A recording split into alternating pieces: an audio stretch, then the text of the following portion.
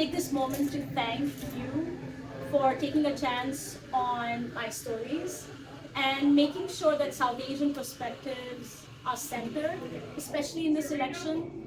You remember during the primary, I had such a hard time getting people to pay attention to why our narratives matter, and you not only advocated for the South Asian piece of the work, but also my writing. And I am eternally grateful for it. I'll give myself a little shout out here. People who know me know how obsessed I am with South Asia, so anything that comes from there, I'm like, yes, bring it on. One of the first questions I wanted to ask you was, how did you get to know about Zohran? Like for me, I had some sense of who he was because of a common friend, and that he played a role in the protest by the taxi drivers against the medallion debt crisis. I had a vague sense, and then somehow one of the days he popped up on my Instagram. I think one of his early reels with a comedian, and I was like, oh, okay, he's that Meera Nair's son, and he's running for mayor. So I'm curious, how did you get to know about him first? It is when he launched his campaign. Did you know of him before that? I moved to the US in 2014, and I think I came across Zohran's song in 2018. That's when I saw Nani was really big in South Asian circles. If you were around at that time, you knew that Meera Nair's son had a burgeoning rap career, and he talks about Himanshu Suri, who is a really prolific musician. And I knew of Heems, and I had met Heems in Delhi. So I was following Heems' career, and through Heems, I came to know about Zohran. And that was a long time ago. But obviously, because I was deeply entrenched in the anti-caste movement, I wasn't paying attention a lot to South Asian American politics here in the US. And then in 2021, like you said, during the taxi driver strike, the medallion debt crisis, his name popped up again, and I learned that he was on a hunger strike for 14 days, which immediately to me made sense because this is something that we've seen in India, right? Like, if you are from South Asia, Indian politicians, Indian figures constantly go on hunger strikes to prove a point, starting from Gandhi to Anna Hazare. There's been a long tradition of doing that. So this, to me, it made sense that this was another Desi origin person who was kind of using a similar playbook but to advance issues here in the US and seemed to deeply care about working class people. And that's when he popped up. But as far as his campaign goes, I learned about it in November, which is when I attended a small fundraiser with some folks from DSA. And it was a really tiny gathering of about 50 to 60 people in someone's home. They catered Indian food, everybody was having a good time. But even then, you could see how people were all in on Zohran's movement, on his policies, on his candidacy. The enthusiasm that you see now was also present back then.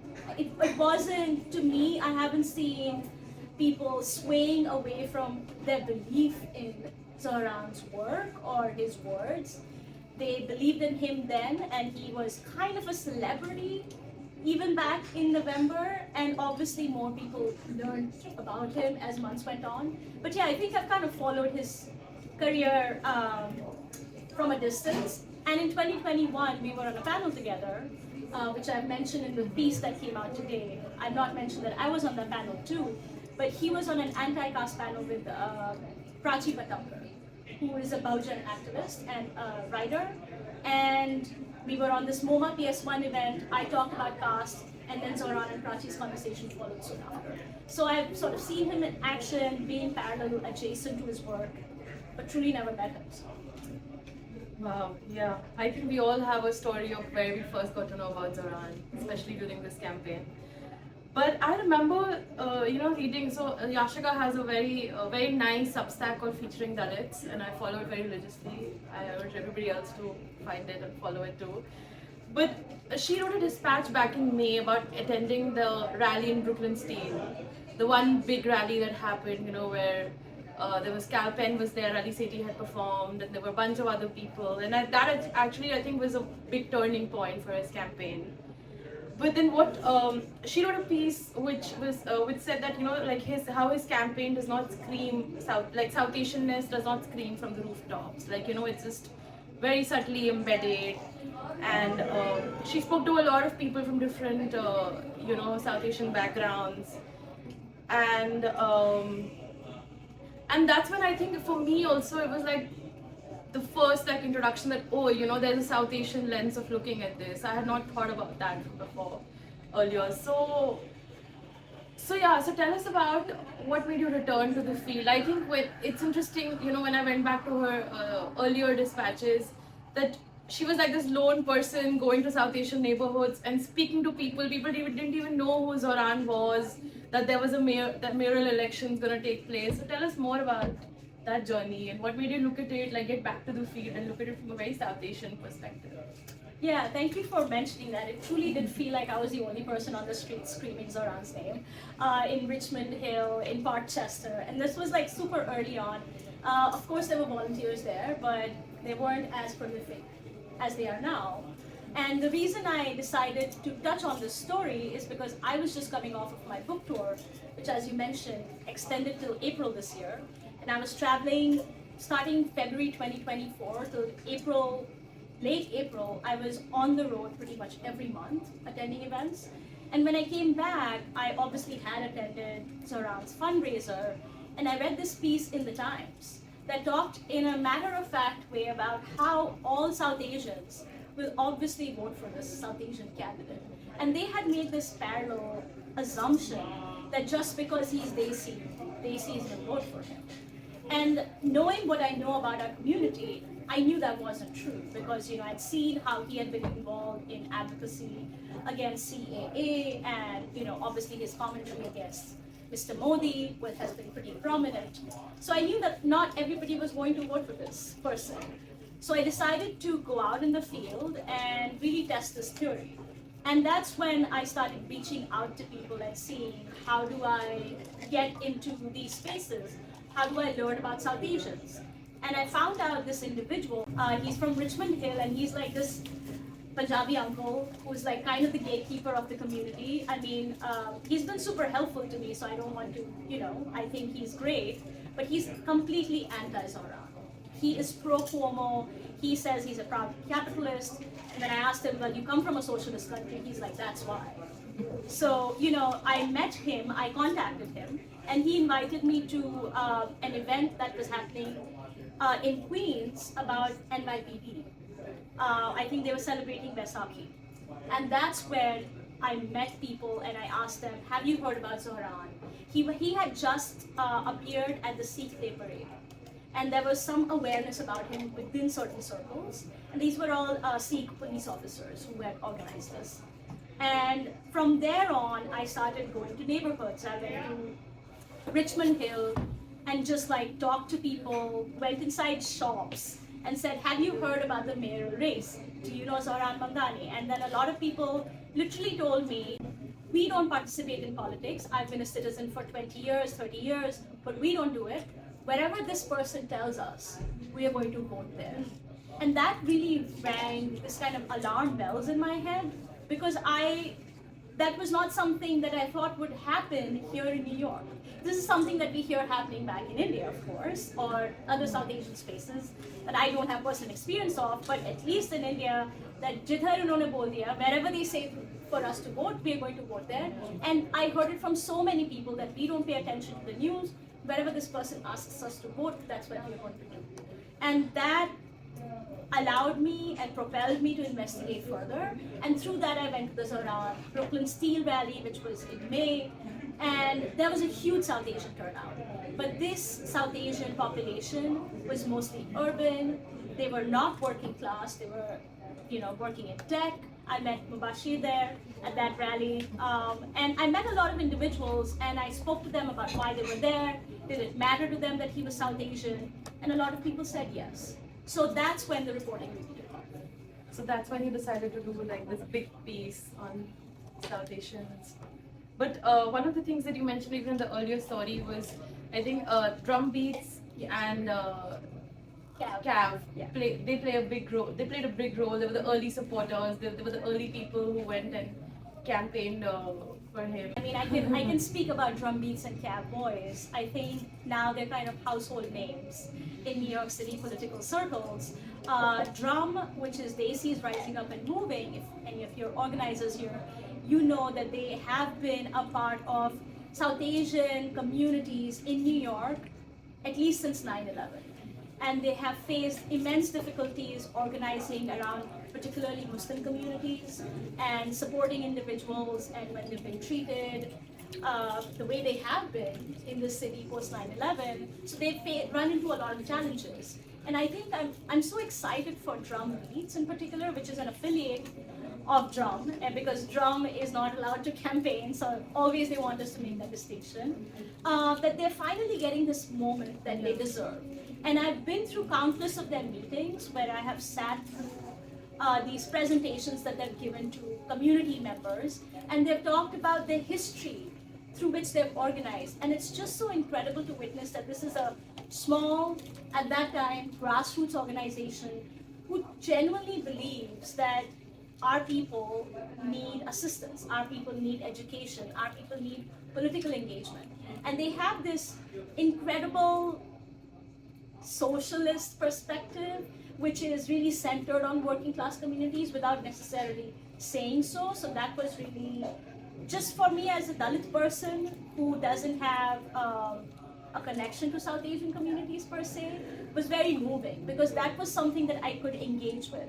My experience with South Asian communities is mostly limited, has been limited to what I see around me, which is Indian Americans who are dominant caste, who are extremely wealthy, well off, come from these privileged backgrounds, and hate my guts for the work that I do. And witnessing those spaces opened a window to me that I could also claim my South Asian identity in a way that I had not done before.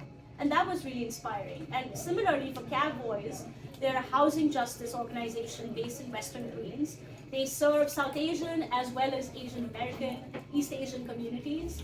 And they and Drum Beats have been, Cab Boys and Drum Beats have been day one endorsers of Zohran's campaign.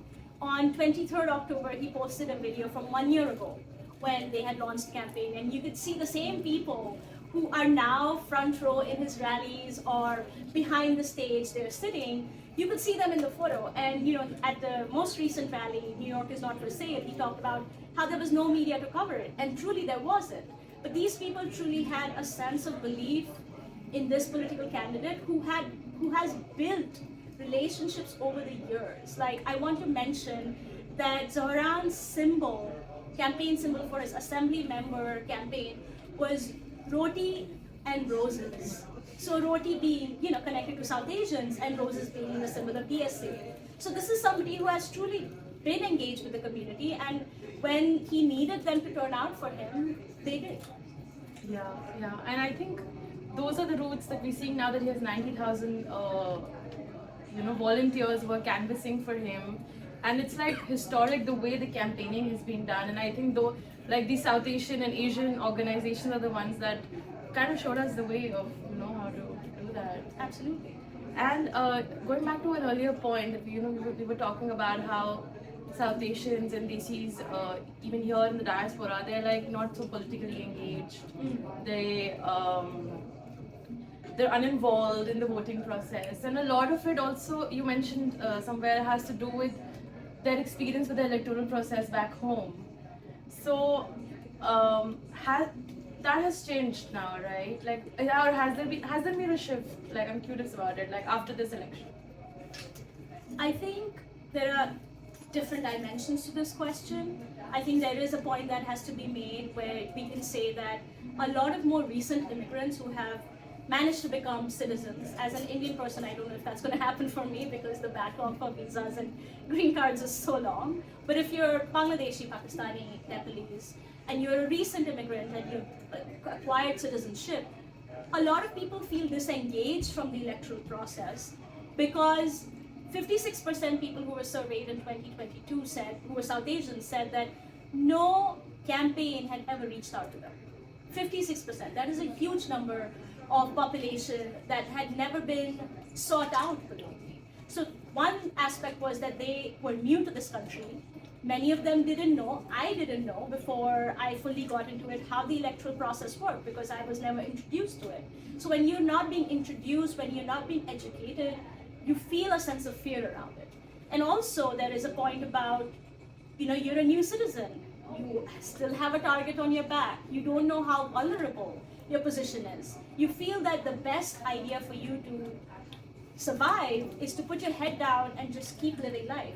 I met so many uncles in Ozone Park who had been living there for decades, who had been citizens for decades and had never voted, and who then had registered to vote because they wanted to vote for Zohran.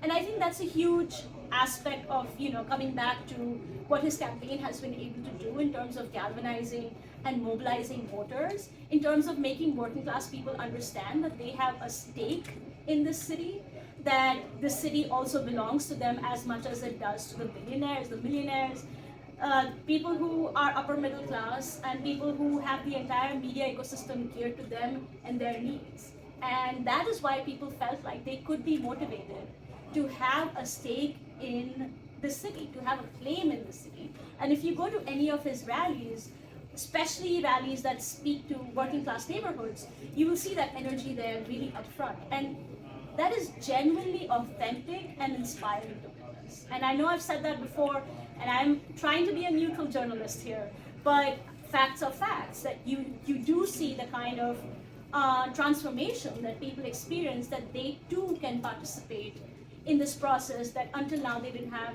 seemingly the permission to do. And I feel like there was a generation gap that also was filled, because it was like a lot of young people in the city got to know about Zohran, and then they introduced their parents to it and brought them into the system in a way. So yeah, absolutely. I mean, I met so many uncles who said in the later part of the campaign, towards the primary dates around mid-June, who said, our kids have said, if you don't vote for Zohran, we're not going to come home and see you on Thanksgiving. Or these are like white people, but also I'm sure there are similar experiences that have been reported with Desi people, where kids have engaged older folks in their families and educated them about why this is important, beyond the fact that this is a South Asian person and we need to vote for him, how it matters for us, how does it increase political engagement for South Asians, and how does it lead to building political power for our communities. I think that is something that younger folks were very effectively able to communicate to their parents, to their grandparents, people who necessarily watch Indian news channels if they're Indian 24/7, but don't really pay attention to what's happening in local governance. I think that part of it was transformed. That's amazing. And I think another thing that fascinated me about his campaign was the branding of it as South Asian. I think that was very unique, because we saw like different nationalities like Pakistani, Bangladeshis, Nepalese, different communities like Sikhs, and especially like Muslims all coming together, and to think of it like he's a person of Indian origin, but the campaign was like branded as South Asian, which I thought was also very unique, because Indian Americans, they become like an identity, political identity of their own in the US. But we were having this conversation among our friends that perhaps I think this is a moment where we can we can differentiate politics back home versus here. Like the diaspora can have its own politics, its own language. And like recently in one of the videos on like Pakistanis for Zohran page, I saw a comment like that said that, oh, he's Indian, why are we campaigning for him? And somebody like shut him down that, we're all Desis, we're all brown, we're here and we're together. So what do you have to say about that? Like, as a South Asian mayor, he'll be a South Asian mayor.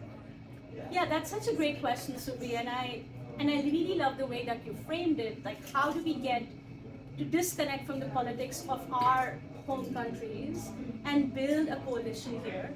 And I think this is something a politician like Zohran possibly could have done, because this is somebody as a candidate who has built his roots with different communities. He has a pan-South Asian identity. He has developed who he is as a person over whether he's in college or through his work as organizing within communities. He has worked as an organizer with Chaya, where he talked about going and speaking to Nepalese communities, Bangladeshi communities, Pakistani communities, explaining to them what's happening with their finances, what's happening with the house that they live in. People didn't have that awareness. And I think that, I imagine, would give somebody a sense of solidarity and your identity beyond an Indian American person. And I mean, look at who his parents are, right? Meera Nair, Mahmood Mamdani. They're not people who necessarily, hold on to their Indianness in that tight sense that we see from other folks who feel connected to the Hindu nationalist agenda. So the fact that this is somebody who feels connected to a pan-South Asian identity makes a lot of sense. And I mean, frankly, with his history of organizing, whether it is against Hindu nationalism, against the CAA Act in India, or with pro-caste advocates, anti-caste advocates, having pro-caste protection policies, he was not going to just win on having an Indian American identity alone. Like, the campaign has been so skillful, that is something that we need to give them the due with, or where it's due, that they have been extremely smart about it. They have seen what they needed to do, and I think it's a lot of it is Zohran himself. We have to be very clear that it is not just somebody who's been, who's a puppet, who's been pulled by strings. This is him. This, in every aspect of the campaign, you see that this is this person's own history of having lived these lives and had these experiences that now form the bedrock of his mayoral campaign. Yeah, and I think for a lot of us, he gave us a different way of identifying. We had like a new representation even among the Indian Americans, if you think of it from that lens, that we don't what the community has now become associated with. There's a different person. We don't have to be a part. We don't have to be a part of that necessarily. That there's a different way of identifying and doing politics. So yeah, I mean, when I moved here in 2014, I felt extremely isolated. I lived not very far from here. I lived in Washington Heights, 192nd, and there were no Desi folks there around me. And I was actually glad for that, because my experience of being Indian was somebody who was attacked for my caste, or somebody who was policed for my gender, somebody who was told who I could speak with, what I could wear, what political identities I could hold, how I could express my Dalitness. And I didn't want to be associated with any of that. And therefore, I also experienced a great deal of isolation. If you're a new immigrant, as I'm sure many of us are, you understand that when you move to US, the first thing that you do is relate to the communities that you're a part of. I didn't have access to that, because my understanding of an Indian American space was the fact that it would be filled with the same toxic, patriarchal, misogynistic, casteist ideas. And I just left that. Why was I going to be a part of that again? And through this campaign, like you rightly pointed out, many of us who feel similarly, I'm sure yourself included, me definitely, we can feel that there is a sense of, if not pride, there is a sense of comfort with claiming being South Asian. Until now, I would have said that I am a Dalit person of Indian origin. But now, with Zohran's campaign, there is a shared identity. There is a type of person who has a specific kind of politics, who is willing to fight for that politics, who's willing to build solidarities, whether they are with working class folks, whether they are working class themselves or not. And I feel comfortable being a part of that coalition, which obviously existed, but in different pockets that weren't necessarily connected to each other. no, I totally relate to you, because I feel like a lot of us who have different politics than the majority among the Indians, we have to find, it's very hard to find our tribe, and for me, I ended up becoming friends with a lot of Pakistanis in that process. but this campaign, even from a very Indian perspective, gives me a lot of hope, because we see somebody who is Muslim of Indian heritage, and has reached where he has reached. So it gives me a lot of hope, even if though it's not related to India, but still from that perspective. I do want to add one thing, that he has reached where he has reached because of who he is and where he is born. I think we have to really make sure that we understand that aspect of Zohran Mamdani's identity, that he is the son of Mahmood Mamdani and Mira Nair. And these are towering intellectual giants. These are artists. I mean, Mira Nair is an incredibly beloved filmmaker in India. So this is, somebody else from a different background who had to then cross through different other thresholds.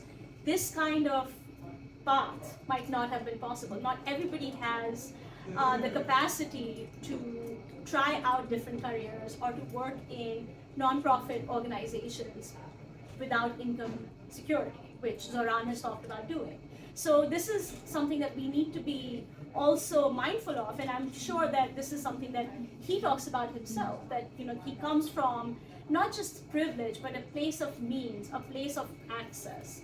And it's incredible that this is coming from a first generation Indian American person, because for immigrants that path is so much harder. Yeah.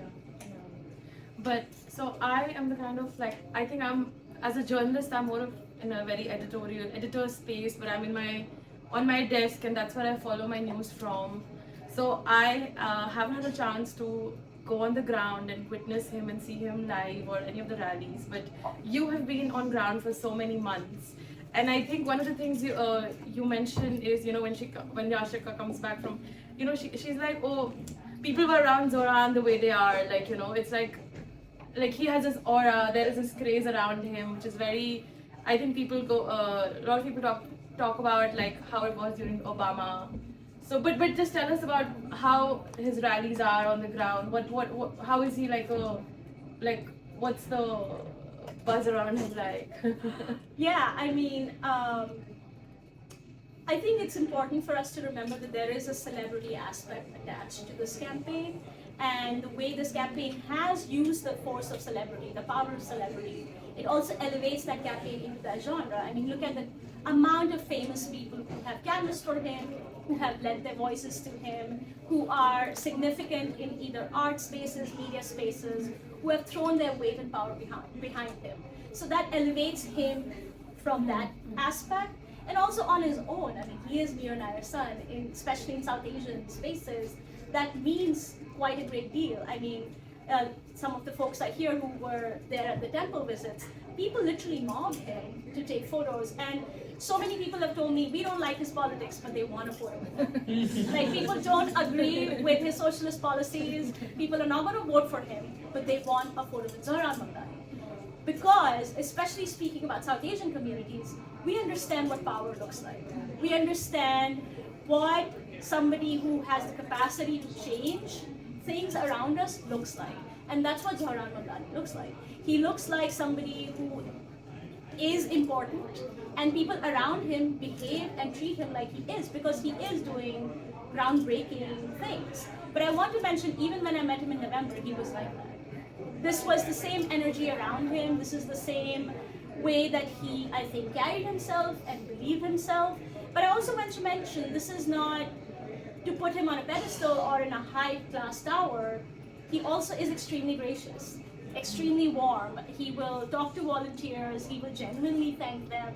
He will take thousands of photos with people. In fact, I've seen his team pull him away countless of times, that's it, you cannot take one more photo. And he rarely says no. Because he also understands, I think, the fact that people are drawn to his charisma, his presence, the fact that his background is what it is, and he carries that well. And I think I want to mention the smile that New York Post and all these other folks hate so much is genuine. I'm sorry to break it to you. There is no artifice there. There is no. This is not put on. He very genuinely is somebody who seems excited to be doing what he's doing, and that shows when he meets people. Yeah. One of the things that fascinated me after the primary was the silence of Indian media. And if you've seen that, we've seen other campaigns in the past, like when Rishi Sunak became the Prime Minister, or during Kamala Harris's campaign, there was a euphoria in India. The media was tracking down distant relatives in remote corners of India to interview them, and covering how there was celebration in their villages, but there was silence during his primary campaign. This is the biggest city. Like, Indians are obsessed with New York City. They love anything that happens here. Can confirm. And when you have Meera Nair's son running for a mayoral campaign, they were silent on it. And they woke up, I think, just on the day when he won the primary, and of course they were not very excited about him because of his politics. And so I would like you to speak more about that, about Indian media. And sorry, one thing I said was we had a podcast at New Lines magazine, and I'm like, because of his politics, that doesn't make him a candidate to celebrate. Like, he that made him a good candidate for them to attack. Absolutely. I think when you have a marginalized identity, and I can speak to this because I have one in India and I worked in Indian media, you are as good as long as you're silent, as long as you can be co-opted, as long as you toe the line that you're supposed to toe, as long as you can emerge as a good example of what a good Muslim should be like, of what a good Dalit person should be like, what a good woman should be like, whether you're upper caste or Dalit. So as long as Zohran was following that playbook, and I remember his coverage around Nani was humongous. In 2018, Indian media could not get enough of the one single that he put out. They were just like, Mother Jaffrey is in the video, Mr. Cardamom is his name, it's incredible, look at the lyrics, Indian pride, all of that. They were all over it. And when he put on his campaign, when he launched his campaign last year, a lot had changed between then and now. He had called out Prime Minister Modi about his policies. He had called out the CAA, the Citizenship Amendment Act. He had stood for caste protections. He had expressed solidarity with Muslims in India. And suddenly he was no longer a good Muslim. I mean, his dad wrote the book, So when he exhibited the qualities that did not make him desirable, Indian media did not want anything to do with him. In fact, they're happy to champion people who are running in the US in, different races, like Saito Chakrabarti, who is challenging Nancy Pelosi in SF, was covered in February when Zohran's campaign was on.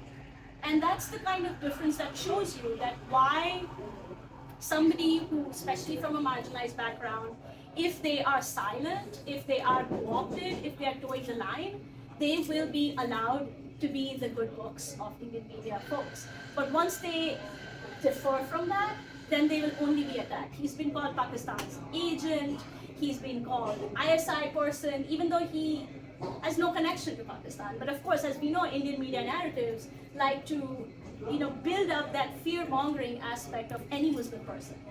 You would not, I hope you don't have to encounter the kind of bigotry and fear-mongering and pure violent hatred that is shown against Muslim folks in India. And it is just so normalized. I mean, you think the ads Cuomo is running are bad, you would not believe what they have on Indian media against Muslim people, Indian Muslims. So the fact that he had the audacity to call out Mr. Modi, which was unthinkable. Call him a war criminal. On a mayoral forum. Yeah. And then refused to walk it back. How dare he? And he had to be punished for that. And he was. Yeah. Again, going back to Indian media, I was just reminded that they're covering Rishi Sunak to the extent that I saw NDTV make a post about his daughter's Kuchipudi performance in Delhi. Like, they will recently, I think it was this week or last week, and they will not cover Zohran the way he deserves to. Well, because Rishi worships cows in a big ceremony. I mean, it's fact. Please look it up if you haven't. There was a ceremony in which I think it was a Hindu ceremony, I'm not deeply familiar with what it was, but they were literally like worshipping Gai Mata, young mother cow, and there was a whole ritual. I think he's Brahmin, possibly. And so he is the good poster child of what a Desi, Indian, expat, NRI person should be. And that's why he's celebrated. They will cover anything about Rishi, or Preeti Patel, who's another kind of a hate-mongering politician in the UK, but obviously not so. Yeah, and his comments on Modi and his politics, divided the Hindu community, and we have Prajwal, who did this one big first story. You know, he wrote in the scroll about the banners against Zohran over the Hudson, and that was like 2-3 days before the primary, and then June 11th. Yeah, 2 weeks. 2 weeks. 2 weeks and then 2 days before too. Yeah. We had another one. And so a unique trend that came out of that was, I think, even his opponents realized that, oh, this is this one South Asian community that is not pro Mamdani all the way. So this is one community that we can court. So you saw, I think this was perhaps for the first time in the US, that all of them going to Hindu temples. Like it was so, I think it popped up on my Instagram that Komo was at the ISKCON temple in Brooklyn. I'm like, this is so insane to me. But we did a big story, like Yashica wrote it at New Lines. This was a Diwali special on how everybody was courting the Hindu vote. Do you want to talk more about that? And about, like your reporting was very, very extensive and how you went about it. No, thank you. I think this is, I was working on this story since July because I was deeply connected to what was happening. And I want to mention here that as a Dalit person who's been in public since 2016, I have been extensively hounded by the Hindu right. Like a lot of other Dalit activists, I'm not an activist, but a lot of Dalit figures, or anybody, academics or anyone who speaks about Hindu nationalism, which I haven't even done. But because I'm a Dalit woman who speaks about caste, my identity has been extremely attractive for them to troll, to attack, to call me all kinds of names, like all the kinds of hate cycles that people have experienced. I've experienced them repeatedly over the last 10 years. And that is one of the reasons that I have refrained for my own mental health, writing about Hindu right in a very direct way. Because when you call them out on caste, when you call them out about how they're saying that caste protection is an affront to Hindu civil rights, and how that does not make reasonable logical sense, then they'll attack you and call you Hindu-phobic. Doesn't matter that my parents are Hindu and I'm born in a Hindu family as well. That is immaterial besides the point.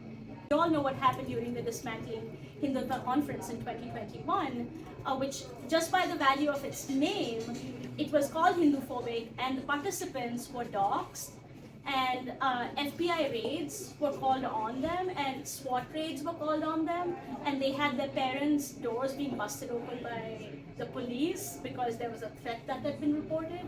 And there was a lot of dangerous, violent activity that had happened in their lives as a result of just speaking against Hindu nationalism. And they thought that they were safe in the US, but clearly the distance did not give them any kind of safety. And so seeing those experiences, I was terrified. And I did not cover or write about the Hindu right for a very long time. And I've been very excited when I've seen dominant caste journalists who might not get attacked in the same way because of the protection of their higher caste, write and take on the Hindu right. I felt really safe watching them do that.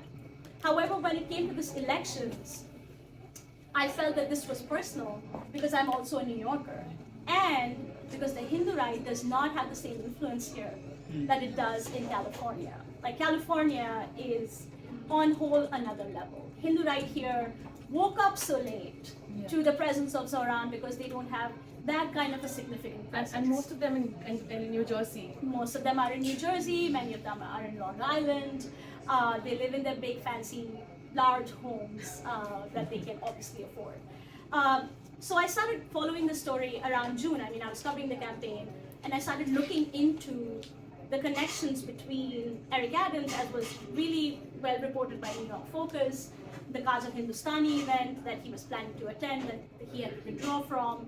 And I was following the activism that Savera, which is Prachi Katankar, who's an organization that organization she's a part of, they had done a press conference asking Adams to withdraw his participation. And I realized that this is a story that could develop into something major. If Adams, who has these deep connections with Hindu communities over years, like he was not inspired by Zohran's involvement with South Asians to go and visit the temples. He's been celebrating Diwali with Gujarati Samaj since 2021. He's called the Hindu mayor in the community. For a reason, because he has cultivated. You saw that photo of him when he was getting his eyebrows threaded in Jackson Heights. Like he's a Hindu mayor for sure. So that aspect was clearly there, and I could sense, and I think everybody who saw that could sense, that his opponents in the mayoral race would try and weaponize the Hindu hate that he was receiving, the hate from the Hindu community, section of the Hindu community that he was receiving, could be weaponized against him. And then, of course, Cuomo was looking and grasping at any kind of straws. And right before the primary, there was an organization called American Hindu Foundation who had invited Cuomo and endorsed him to be a part of the Rath Yatra. This was before the primary. So when he lost the primary, I knew that Cuomo wasn't going to give up, and I started following the speeds. And over the months, it was very easy to see that they were building these coalitions, visiting temples. Curtis Levi is going to the Ram Katha in the park. That's what he attended. And I asked people, did you invite Sleva? And they said he just showed up. We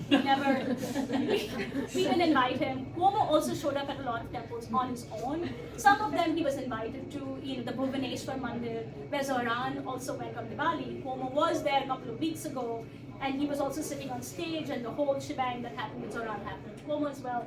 So there is a sense of like, okay, here we found a pain point where he's being attacked by the Hindu New Yorkers, and how do we capitalize on that? And that's what evolved into this snowballing effect of everybody wanting to put the Hindu community. And it, I've watched it not with a little amount of sadness, because it gives power to people who already have a disproportionate amount of power. And like I mentioned in the story, if you read the New Lines piece that came out today, where I've talked about why, when Zohran Mamdani becomes mayor, there is hope for marginalized folks like Dalit people, and also to blunt the force of the Hindu right in New York City, which is very important. Yeah, and you went with Zohran. You were part of the group that when Zohran went to the two temples on October 5th. Yeah. And you were there. So can you tell us about? And then what struck me there was that he was in the temple premises at Ganesh Temple, and he was saying that I'm proud of my Hindu heritage, but I'm proud to be the first Muslim mayor of New York City. And I thought that was fascinating, because to be in a temple and then say that, and not like bow down and say that, not claim his Muslim identity there. That was very fascinating. So, but tell us about your experience. Yeah, it was great. Some of the folks here were also there. Hi. I think it was a really, for me, kind of an overwhelming experience, because as a Dalit person, I don't visit temples for obvious reasons. The reason being that Dalits are often discriminated against in temple spaces. There have been incidents still in India where if a Dalit person enters them, the temples have to be purified, because that touch is considered impure. So as an adult, I'll just refrain from going to temple spaces. If you don't want me there, trust me, I'm not going to be there. So as a part of this campaign, when I heard that he's visiting the temples, I decided that I'm going to go and check it out. And I was obviously there as a neutral observer, and I saw him take off his shoes, which became a huge controversy, by the way. They were like, oh, he went inside the temple with his shoes on. Look at this bad Muslim person, not even knowing how to interact with our religious spaces. I mean, they were just trying to create controversies out of nothing. And then he did the whole puja, and there was no amount of discomfort. Like, the kind of fear-mongering that people try to evoke, that, they're putting the tilak on him, they're putting the kaleva on his hand, the sacred thread, the aarti that was done. It was all fairly normal. There was nothing that stood out in any way. It was just like somebody going to the temple. Except that they didn't have a bell to ring, which usually in India, you have the temple bell. But when he came out, that's when I was really struck as well, when he said that, I am also proud to be the first Muslim mayor when I'm elected. And somebody there was this uncle who said, okay, so you've claimed to be a proud Muslim. Like, this is how these uncles, we know how to talk. You have claimed to be a proud Muslim, But if you say that your dad, who took our Punjabi kudi, Meera Nair, can you say if you are also Hindu and you're also Punjabi, then we can all do Bhangra together? Oh God. That's literally what the question was. That was the first question.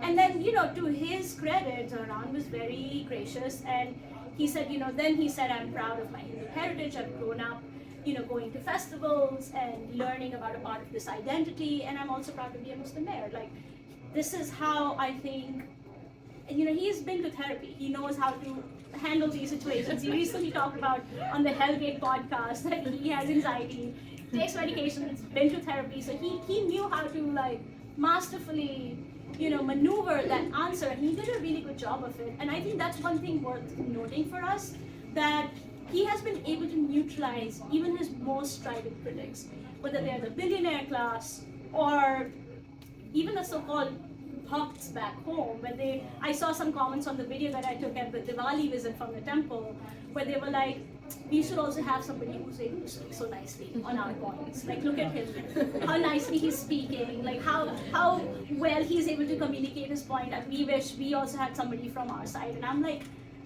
but this is the power of truth. Like, this is not just glossing over communications. This is somebody who truly believes in what he's saying. Yeah, but tell us more about this video, because you also were on the temple trail on Diwali day, and he was at this Tribhuvan temple, if I'm not Trimurti temple, and he was asked about his comments on Modi, and Yashica took a video and that went viral in India, and and again got a lot of Hindu right-wing hate on that. So tell us more about that video. Yeah, again, that was a very, the most remarkable thing about these visits is how unremarkable they are. Like, truly, it's just somebody in a group going to a temple, people standing up and saying, we are so happy you're here, having a little ceremony, and then just leaving. There was nothing that stood out in any way, and this was a second temple visit. I think this was in Ozone Park. And when we went there, after the ceremony was done, they tied a little thread on his wrist. One of the people at the temple said that, I have to ask this question from you, because when I try and defend you to people in my community, they always say about your Modi's remarks. And he asked him, are you going to walk it back? That was the question. Are you going to walk your remarks back? And he obviously, as you all seen the video, he refused to do that, and he said that I'm going to be a mayor to all New Yorkers. They don't have to necessarily agree with me, but I'm going to make sure that they're safe and they're protected all the same.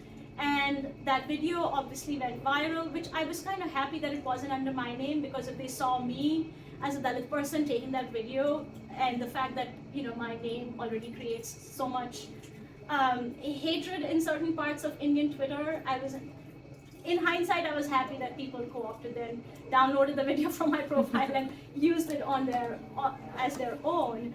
But what that spoke, even under the comments, people were satisfied with what he had said. Even his most rabid kind of critics were happy with the way he had answered, knowing that they wouldn't be quote-unquote attacked for their support for Mr. Modi. And for me, as far as I'm concerned, on that day, it felt like half of that battle was won. However, as we know that just on 25th October, a letter has been publicized by 20 Hindu organizations, Hindu right-wing organizations, who are condemning Mamdani for his Hinduphobia. And points for Hinduphobia include calling out CAA, that's Hinduphobic, according to the letter, calling Jennifer Rajkumar, who's a council member who had accepted funds from Hindu right-wing groups, a puppet of Hindu fascists, which I mean bars, and also his support for the caste protection bill. And they said that was Hinduphobic, that Zohran Mamdani had co-sponsored a bill around caste protection. And of course, there were other points as well, that he had refused to condemn an incident at the Tulsi temple, which was allegedly Hinduphobic because somebody had vandalized the Gandhi statue. You make sense of it, how Hinduphobia works into that. But there were a lot of string of events that had been pieced together, and that was the point of calling him out, So for me, the lesson here is no matter how many inches you give, they will just keep taking. Yeah. But one of the things that came out after we did the story about the Hindu voters was that no matter how inclusive Zohran's campaign has been, that he ended up courting the Hindu community too. That's something which he hadn't done during the primary, that he had not spoken about caste at all, and he didn't go to the Ravidas Gurdwara that we all know about. And one of the temples he had visited was the Babs Temple in Queens. And many of us know about the 2021 case where for the New Jersey temple, they had this organization. They had essentially, one can say, trafficked or like brought Dalit workers from India on religious visas and confined them into this space, hardly paid them anything. Allegedly. and recently, like, that criminal investigation has been dropped. So that there is all that history, and it's very like public, and very we're all very aware of it. But his campaign like did not address that, and Dalits were this one group that again were left out from this very, very South Asian campaign. And we published this essay just this morning about it. So yeah, I would love for you to talk about it. Dalits being left out is the story of our lives. Like, that's what happens in South Asian spaces. Often, caste is never a dimension. Caste is not always considered important. Caste is not something that people think is worthy of discussion, especially in leftist spaces. And this is just to move away from Zohran's campaign for a minute.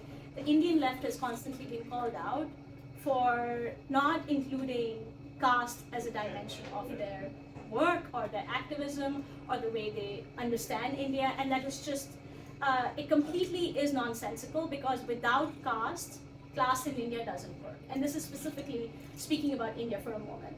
Now, coming to Zohran's campaign, we know that he has anti-caste policies. He co-sponsored the caste protection bill.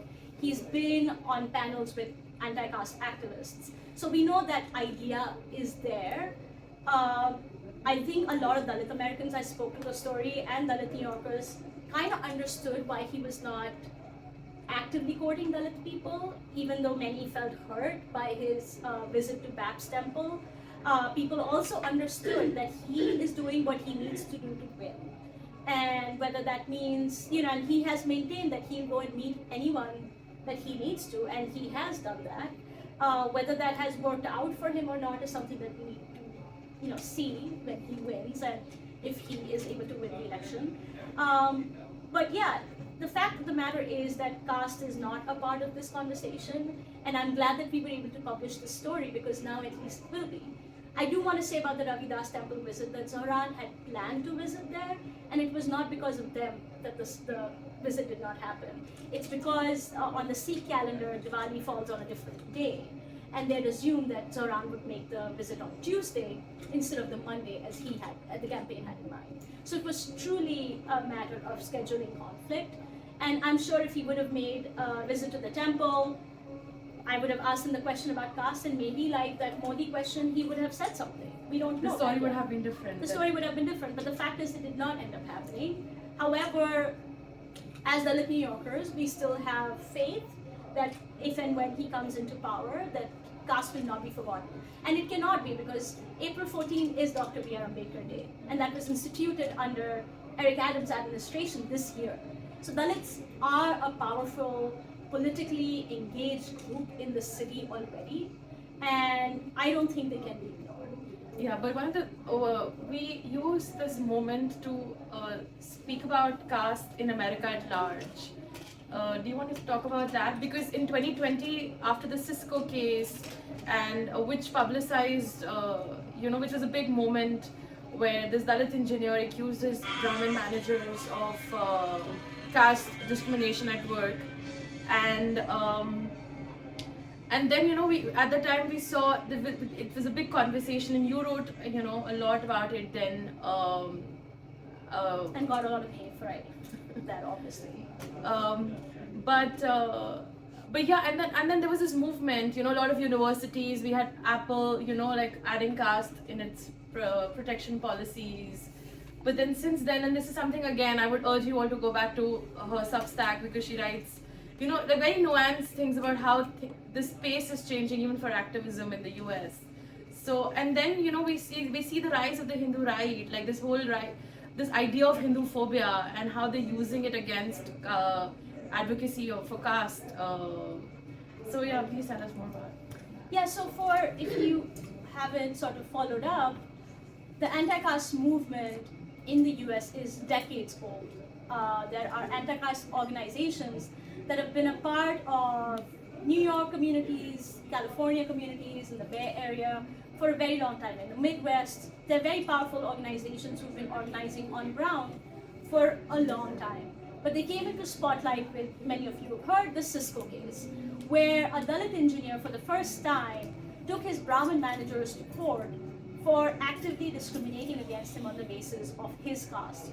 What they did was, they first found out what his caste was. He wasn't telling, but then through figuring out whether he was vegetarian versus non-vegetarian, or he ate meat, whether he wore the sacred thread and he was Brahmin, they were able to investigate what his caste was. And the way they found out was through whether he had availed reservation back in India. And he was from an IIT, and he had availed reservation, so they outed him, first of all.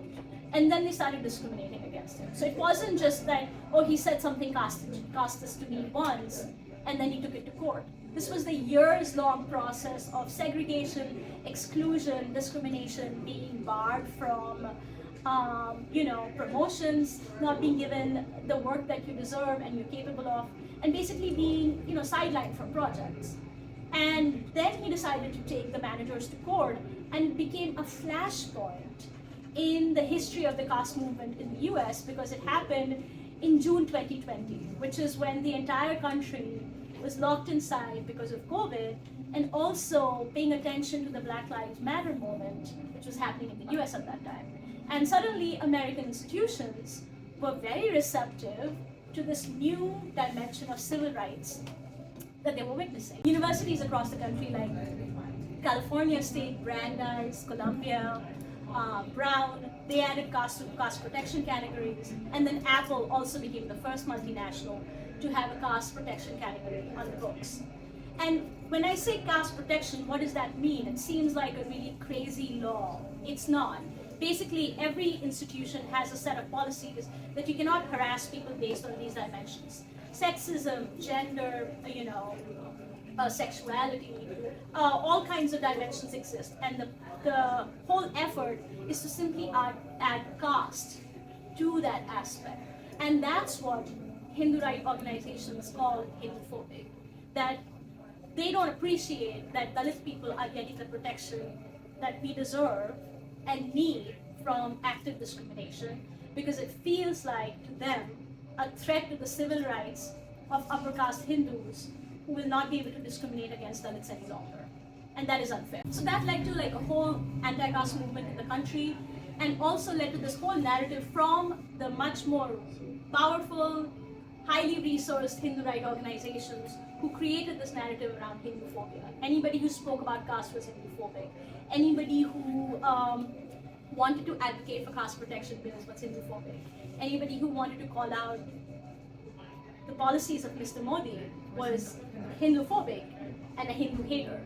And it created, this was a moment that we needed more South Asian journalists, because just non-South Asian journalists could not understand the nuances of what was going on, and they just created this whole narrative around community infighting. Like, oh, South Asians, Hindus are fighting amongst each other, which is not what it was. It was an oppressor community trying to wield a false narrative around an oppressed community. And that's what happened. So this is a brief history of the movement, which kind of didn't, it had to go under the shadows, because the Hindu right organizations in California pressured the California governor to veto a very important bill in California that would have made discriminating against caste illegal in the whole state, which would have been a huge move, because it has the highest population of South Asians across the country. And that happened on October 7th, 2023. And since then, caste has not been a part of conversations in this country. Yeah, and I would here give a shout out. Like, if you want to read more about it, just today, Yashica's essay was published. Everything that we've spoken about is there in that essay. And two things, and then we'll end the conversation. When we published that first piece before the primary about South Asians and the Zohran campaign, you had written about that you had pitched the story to like some 20 publications before you reached out to New Lines. And then since then we saw like it was like you moved the needle. That story moved the needle. That we saw so many publications, including the New York Times, do stories about Politico, like do stories about the community. So, what do you make of that? Do you think like writing about South Asians has become a little more easier? I mean, we have other journalists too here, maybe they can. But has it become easier? Will perhaps now media will pay more attention to South Asians? You're right. I had pitched to 20 places, and this was not just a one-off piece. This was 3 months of reporting that I had done on my own dime, without being paid for any of it. I just wanted to give them the reporting. I wasn't even saying pay me a lot of money. I was just saying this is this really important story about this incredible candidate, which I think you should be paying attention to. And nobody, including Politico, wanted to publish it at that time. And then I was extremely fortunate to be connected with you, and then it was published. And of course, as we know, as it happens in American journalism, that Indian journalists or South Asian journalists or any journalists who are from a diaspora that is not European, their work is not considered important or worthy. We have immense barriers to our credibility, to our talent. We are constantly asked to prove ourselves over and over again. And in fact, I found out a lot of editors did not simply give me that story because they didn't think I could do it. And I'm somebody who's written a whole book twice. I've been to 16 cities to talk about it, and I've written a lot of articles before and after that. But I was not trusted to write a story of this scale because I think a lot of it had to do with the fact that I was South Asian and not associated with a prestige outlet of some sort. And we know that New York journalism is a very insular community as well, because they want you to be vetted by somebody they know. You are not good enough on your own, especially if you're brown. You're only good enough if another person they trust, even if they're brown or they're white or from any other community, tells you that you are good, tells them that you're good. Only then they believe that. They won't see what they see, they won't believe what they see, and they certainly won't believe you. And it was incredibly difficult, and no, it has not gotten easier to pitch stories. I think despite the reporting that I have done, legacy media outlets only want reporters that they think can pull off stories like this to do these stories. And in fact, I'm grateful to be an independent reporter at this time, because God forbid if I was in a publication, they would have never given me the opportunity to write on this the way I have been able to do it now. They would have given a political expert who's clearly a white man to go and look at the profiles of Zohran that have come out. 3 profiles, Vanity Fair, New Yorker, and the New York Times Magazine, all have been done by men. One of them is not white.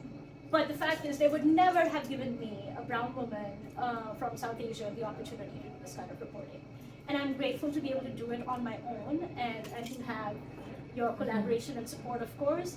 But I do want to say to journalists in the room, take chances on your pieces and do them regardless because you believe in them. You don't need the approval of white editors to tell you that you're good, because you are.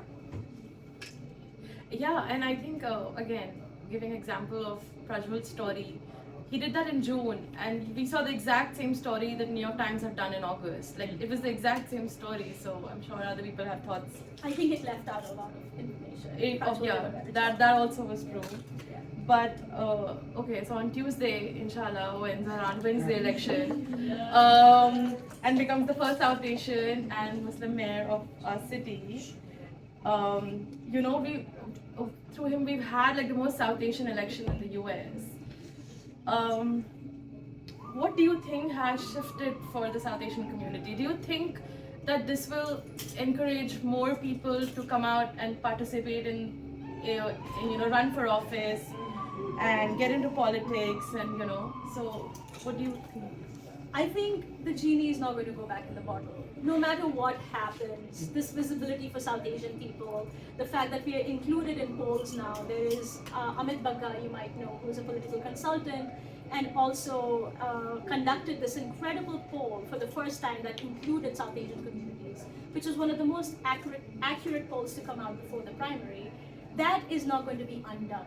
I mean, until something major happens. But now that South Asian visibility is here in the city, whether it's through Zohran saying Habibi 10,000 times, even though it's an Arabic word, or just the presence of South Asian people, the influence of drum beats, the influence of cab boys, these voices and people who are part of his inner circle, the stars that have emerged from his campaign, none of this is going to go anywhere. And of course it will inspire other South Asians to see Zohran and think, I can do this as well. And they're already doing it. I think we have a huge amount of people who are inspired by Zohran across the country who are running similar races. In the New York State, we have Sarhana Shrestha, who is a Nepalese politician, who is in Hudson Valley. She's already an assembly member, so Zohran's not the only one. But I do think that this will create spaces for different kind of South Asian identities to live and exist, as opposed to just one unidimensional space of Indian Americans, upper caste, Hindu, come from a model minority space, does not want to talk about caste, loves what's happening back in India. So I think that is not going to change. Well, thank you so much for speaking to us. This was a fascinating conversation. And we can take questions. Yeah. Absolutely. Yeah. Thank you. Thanks so much. So I'm curious, this is again Zohran related. So in the time that you've spent talking to people, what sort of issues have helped people maybe be on the fence or change their mind about Zohran? So one thing you talked about was children talking to their parents about how they feel about Zohran and how they should think about politics. But what issues specifically maybe have changed people's minds? I think the biggest issue, I mean, I'm not an expert, I've just covered the campaign in my own capacity, but from my experience, the biggest issue is affordability, because that affects everyone, right? Like whether you are earning 150,000 or you're earning 50,000, the rent is too damn high, right, for everybody, right? And when he goes and speaks this policy to people who live in expensive neighborhoods, or people who live in working class neighborhoods, or people who live in outer boroughs, people who live in the Upper West Side, everybody relates to the fact that it is hard to survive in New York City unless you're a billionaire. Then you live in the Hamptons. But I think when he speaks about affordability, and that's why the campaign does something really smart, no matter what the issue is, he will bring it back to affordability. Like there was this really wild incident that I read online, where he was asked a question about Kendrick and Drake, and who won the beef, and he said Kendrick won the beef, and he stuck to the point, and he kept focusing on it like he focuses on his agenda on affordability. That was literally Zohran's answer, and he brings that back to that issue because he knows that this is what connects with New Yorkers the most. Yeah, something that stood out to me was when you said that you came to New York and people from more privileged sort of Hindu groups still sort of hated your guts and you still faced that discrimination, which surprised me because I would imagine coming to America where your identity as just a brown person or an Indian itself is sort of, you would think that a dimension of caste sort of goes under the radar, but I was curious how that manifested in your experience. I think I want to say that I had experienced so much discrimination back home on every step of the way. In Delhi, growing up in Rajasthan, just a part of your caste, and I come from a community that's not just Dalit, but it's at the bottom of the caste system. It's the manual scavenging community that has associated a lot of shame with it, and not by its own accord, because of how the caste system is viewed in society. And there is a Hindi word called kin, which means disgust. That's how people feel towards my community. So coming from that space, I was not willing to take chances when I moved to the US that I'm going to be subject to that all over again.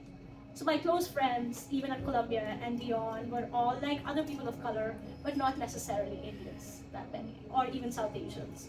And the discrimination that I have experienced in Indian spaces has been after my Dalit identity came into prominence, which was in 2016 when I came out as Dalit. And I've seen a lot of systemic disadvantages, like for example, within spaces where I'm included because of the prominence of my work, I'm expected to be a good example. I'm expected to toe the line. I'm expected to make sure that the liberals who invited me in those spaces look good, and I don't challenge them on their ideas or policies.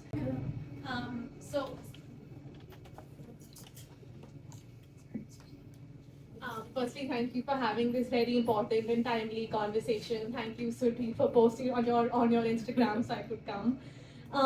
So there's something I've been reading a lot on social media because I'm from Delhi, and a lot of the more Hindu liberal community was giving me a lot of critique about posting about Zohran here, because they said just because our Muslim leaders in India are not with their flashy slogans and flashy suits, why are you only posting about this person? Why not lift the local Muslim leaders who are actively involved in politics back home? So again, there's this kind of segregation and divisiveness that is proliferating, as you mentioned. And what's the best way, as an Indian person here, to be in an integrative space? Because I'm really inspired by Zohran in that way. How do we model integration, understanding our position here? Thank you for that question. They will always say that. I posted my story today, somebody said, but you don't write about Dalits, Muslims in India. They also deserve a conversation. And I'm just like, first of all, you did not read the story, because nowhere does it say Dalits in India. It's Dalits in South Asia and Indo-Caribbean communities. So my response to that is they will always find something to you to critique about. If you write about local Muslim leaders, they will find faults with those individuals. If you write about somebody else that they want you to write about, they will make sure that there is something wrong with the way you're doing it. The buck doesn't stop. And the way I have dealt with this, and I can only give my own example, is by truly not caring what people think. And well, that has resulted, like I mentioned, isolation from Indian communities here. My relatives don't like me, but that's because of my book. But at the same time, I think because I left India in 2014, which is when the tide had just begun to turn, I left. The elections happened in May, when Prime Minister Modi was elected. I left in September. So I have had the privilege of seeing the evolution from a distance, and I have this coddled position where I can say that, oh, I don't ascribe to that. But I have not spent that significant time in India seeing people around me completely transform in that way. So it's easy for me to say. However, I just want you to say, whatever decisions that you make on your own, make sure that you know why you're doing it. Because no matter what you do, even if you call out people's Islamophobia, even if you call out their anti-Muslim sentiment, they could be your relatives, your friends, your neighbors, people you've loved and revered all your life, it could be them. It's always going to come back to you. So you have to make the choices about where it's safe for me to do so, how much of a risk I can take, and whether I'm okay with isolating this particular person when I push back on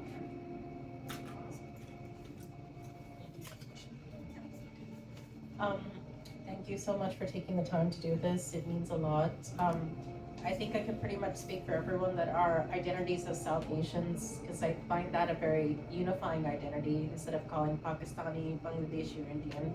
What can we do as the South Asian community and also the Black community with the Indo-Caribbeans to protect people like you and advocate for the issues like you? Because a lot of this has not been brought to attention. The only reason why this has been brought to attention is because of Zohran's election. So what can we do in our communities to be able to reinforce this? Yeah, thank you for that question, Bashir. You want to ask I think having education about caste in particular, if I can speak to that, is very important.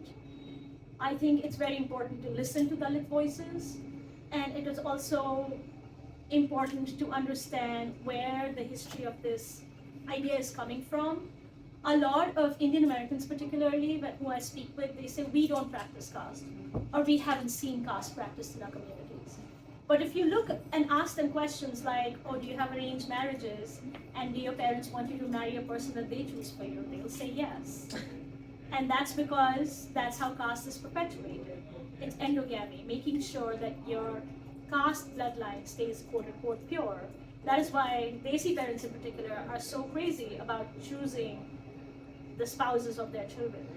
Because it's part of control. I mean, we know Desi parents are controlling. But also beyond that, it has to do with preserving caste purity.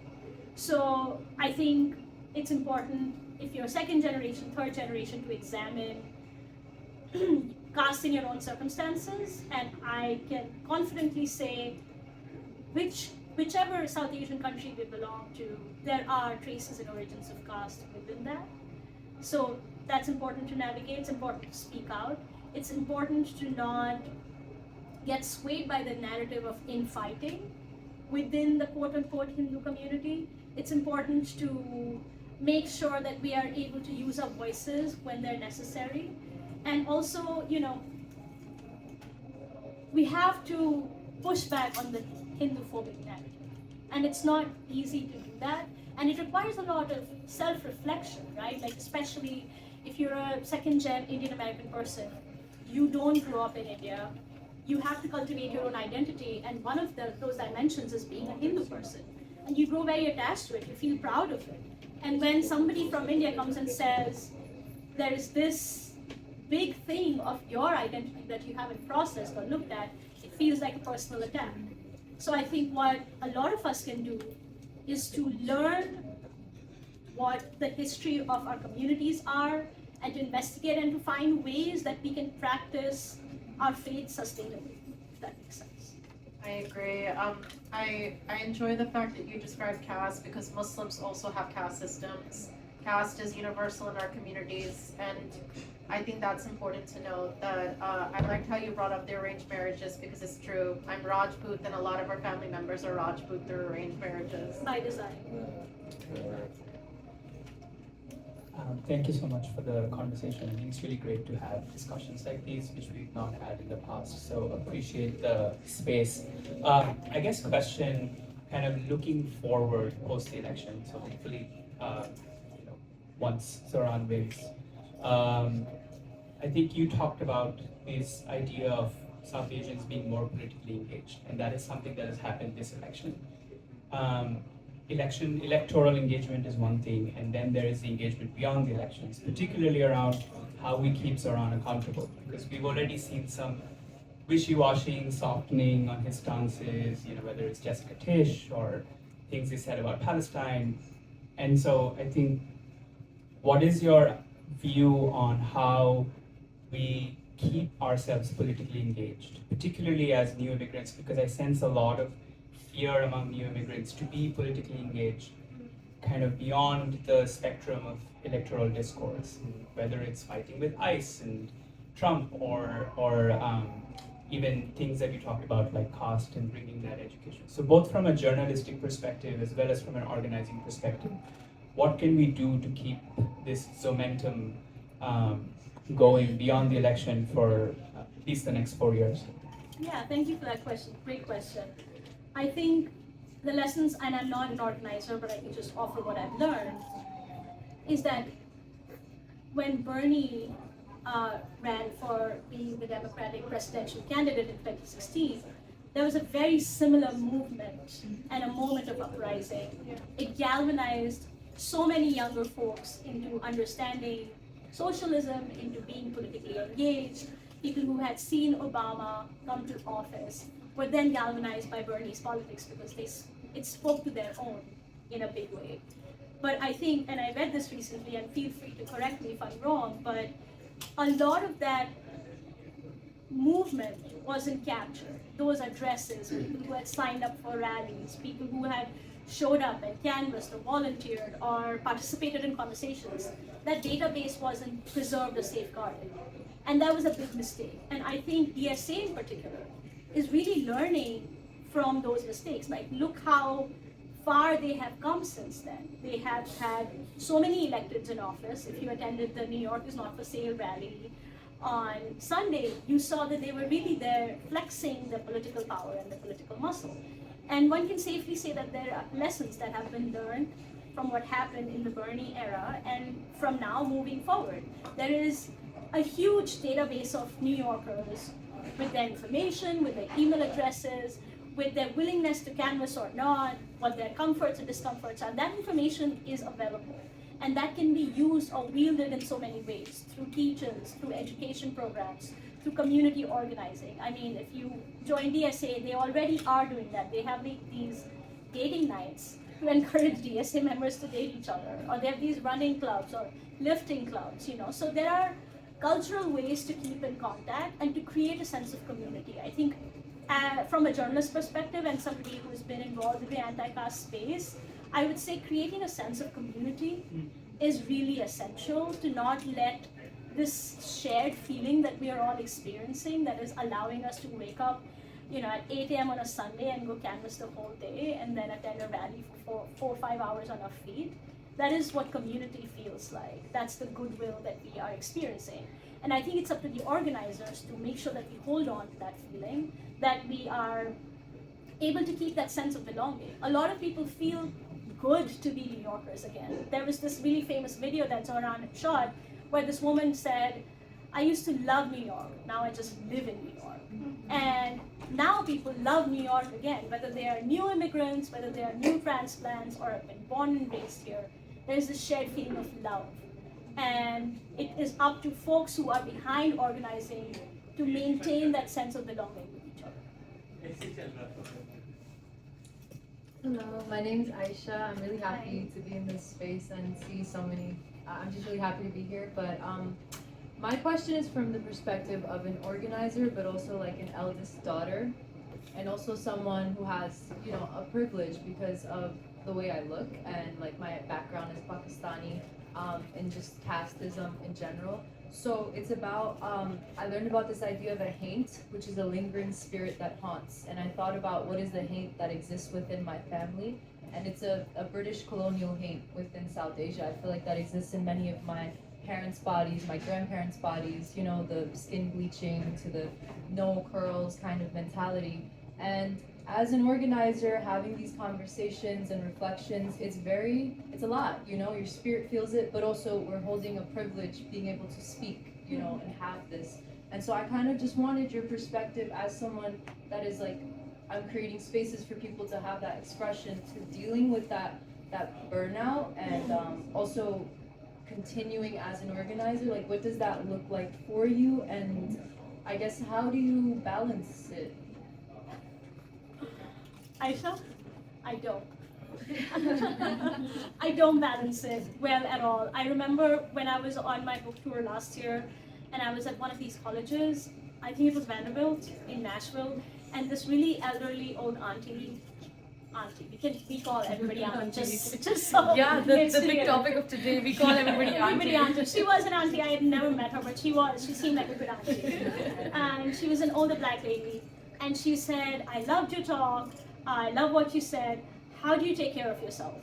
And I tried to give her this answer, you know, that, oh, you know, I do this and that. She's like, no, how do you take care of yourself? And that was not something I'd heard of or thought about until then. And it really made me reflect and pause and understand that this is a marathon. And also there is no shame in dipping out if you need to. I can give you my personal example. In 2023, there was a show on Amazon Prime that took my likeness and used that as a story to create a huge anthology on a TV show. The TV show is called Made in Heaven, and one of the anthology episodes features a Dalit writer.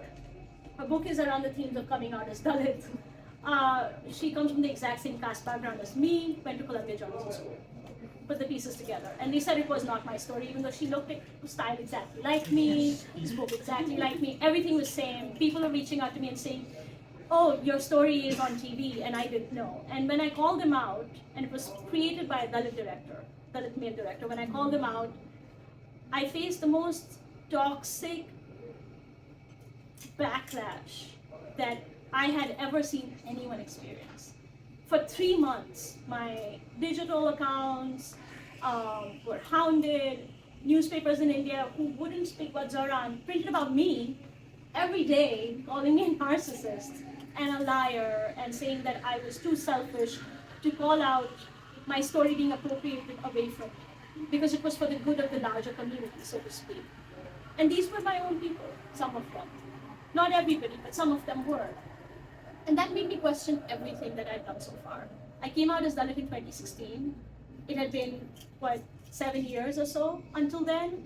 And I felt so deeply isolated. I felt like I'd wasted my life. Like, you've seen that scene from Kangana Ranaut's movie Queen, Life Kharab. Pura life kharab ho gaya. That's how I felt at that moment. What have I done with my life? I could have just, done something else. But it was a really low point. And I felt truly, I experienced one of the lowest mental health states for those couple of months. And then I had to build myself back up and go on a book tour in just a couple of months. And I was able to do that because I stepped back. I stopped writing on caste for as long as I could. And I only came back to it when I felt ready and on my own terms. Now, I don't allow anyone's expectations, even and especially men from my own community, to tell me how I should be, what I should speak, what I should not speak, how I should dress, how I should show up, what ideas I should have. And that makes me kind of a pariah, even within these spaces, and I'm perfectly okay with that. I want you to know that when you take a stand for yourself, and when you maybe step back a bit, when you're experiencing burnout and you acknowledge it, it will come with consequences. But you have to be okay with those consequences, because if you don't, then as we've seen countless Black women go the way, they go too soon, and they go in a way that nobody celebrates them when they're alive, but all the celebrations happen when they're gone. And we don't want that to happen for ourselves. We want to be here, and we want to be here for a long time. So you have to take care of yourself, even if that means comes at the cost of what seems like progress, what seems like success, what seems like recognition. You might lose followers, people might not check your account as much, you might not get speaking gigs if that's something that you're looking for, but you will come back stronger. And that's something for you to remember. I think this is time-wise. I think there may be time for one more question, if that's okay. Yeah, absolutely. Thank you for your reportage, Yashica. Not only the ones on New Lines, I haven't read the last piece you published today, but also the Substack, articles that you were writing throughout Zohran's campaign. I just had a question because at one point, the very first rally that Zohran was part of, you wrote that his South Asianness did not scream from the rooftops. Yeah. And then now we have seen that over the course of the general campaign, the whole discourse and the fact that his campaign has branded itself as South Asian. Could you give me some insights into why this has changed, and not only because is it because of the pressures that come from going for a general election where you cater to also the Republican audience, but also is it also because of the push from the Hindu right that you think that this has changed? Yeah, great question. And this is Prajwal, who by the way wrote that scroll story about the banners. Thank you for your work. I think there has been an evolution in the course of the campaign. I think there were some lessons that were learned from Kamala Harris's campaign, who also did not speak or about her South Asian identity in an explicit way, but nevertheless did campaign around it. We remember the coconut meme, and we remember her being black.